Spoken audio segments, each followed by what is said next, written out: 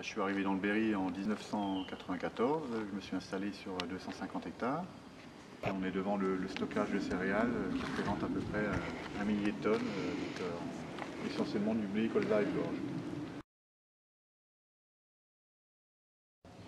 Je me suis aperçu que de plus en plus avec les années, les prix des matières premières fluctuaient énormément. Avec 2 années quand même restées en mémoire, l'année 2007-2008. Et puis l'année 2012 où on a vu des fluctuations en blé de plus de 100 euros en quelques mois. Donc là, je me suis dit que c'était plus possible de passer à travers ces fluctuations. Soit on vendait trop tôt et on bénéficiait pas de la hausse des prix.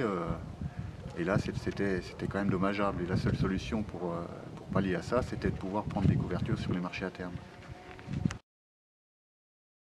C'est que de commercialisation, c'est la base minimale aujourd'hui pour travailler. Hein. On était les seuls, on va dire, producteurs à ne pas connaître notre seuil de commercialisation il y a quelques années en arrière. Donc on vendait du blé sans savoir ce qu'il nous coûtait. Aujourd'hui, le minimum, c'est quand même de savoir ce que nous coûte une tonne de blé à produire, hein, ce qui permet après de prendre des décisions de vente ou pas de ces productions.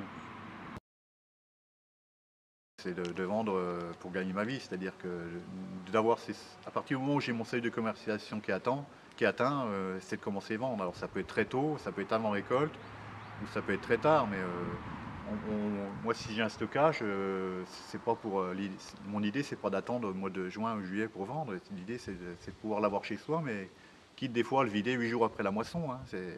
Si j'ai un prix qui me convient très très tôt, je vais tout sortir très tôt. Et l'idée, c'est vraiment de surveiller son seuil de commercialisation, puis de prendre les décisions de vendre, ou de prendre des positions sur le marché à terme pour protéger son bénéfice.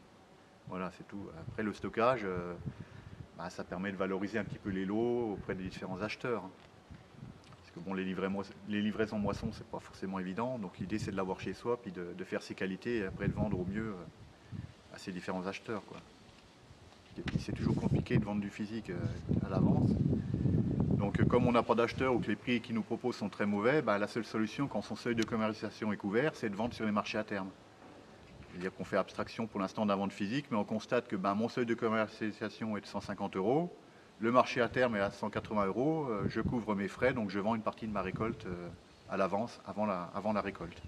Les avantages quand même, c'est si jamais on a une opinion haussière d'un marché et qu'on a vendu tout son blé physique ou tout son colza, c'est de pouvoir prendre des dépositions, donc des achats d'options éventuellement pour pallier la hausse des prix.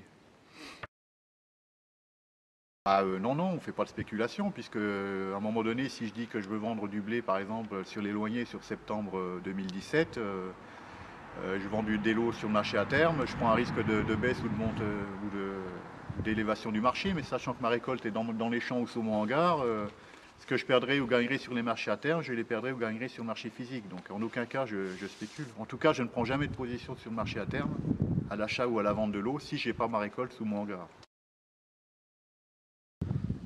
J'ai tendance à les conseiller, après chacun prend les décisions qu'il veut, hein, mais devant les fluctuations auxquelles on est confronté, ça me paraît être le minimum. Après, on peut toujours me dire, moi je vends toujours au plus haut, mais ça j'y crois pas. À partir du moment où vous cherchez à vendre au plus haut, vous prenez le risque à un moment donné de vendre au plus bas, et ça, moi je peux pas le tolérer. Je cherche plutôt à lisser un prix qui me permet de vivre que de chercher un prix très élevé en prenant le risque d'un prix trop faible. On va dire de quelques minutes à une demi-heure, suivant les opérations que j'ai à faire. Mais à minima, c'est quelques minutes pour surveiller les cours, comme je vous le disais. Alors, l'avantage avec les portables, c'est qu'on les a toute la journée, n'importe où on est. Donc on a toujours un moment pour regarder les cours sur le téléphone portable. Et puis après, quand il y a des opérations à passer, ça nécessite de réfléchir un peu, d'appeler son conseiller ODA éventuellement, avant de prendre sa décision, quoi. Et puis après, il faut passer les opérations sur le compte. Donc, on va dire de quelques minutes à une demi-heure. L'inconvénient, c'est d'ouvrir un compte et puis la gestion financière du compte. Hein, il y a un coût quand même de fonctionnement du compte, à peu près 700 euros par an. Qu'est-ce qui est le plus gênant? C'est de dépenser 90 000 euros sur un tracteur qui pourrait encore tourner 3-4 ans, ou de ne pas dépenser les 700 euros de fonctionnement d'un compte marché à terme. Pour moi, c'est pas comparable. Je ne regrette rien, hein, ça m'a sécurisé dans ma tête en termes de commercialisation. Je suis beaucoup plus serein qu'avant. Avant, on vendait du physique, puis si on constatait que le marché avait monté de 30, 50, 60 euros 3 semaines après, on se mordait les doigts. Alors que là, maintenant, je sais que j'ai des solutions pour profiter d'une hausse qui vient plus tardivement via des achats d'options. Non, pour moi, je ne regrette pas. Hein, je ne suis pas prêt de fermer mon compte marché à terme. Hein.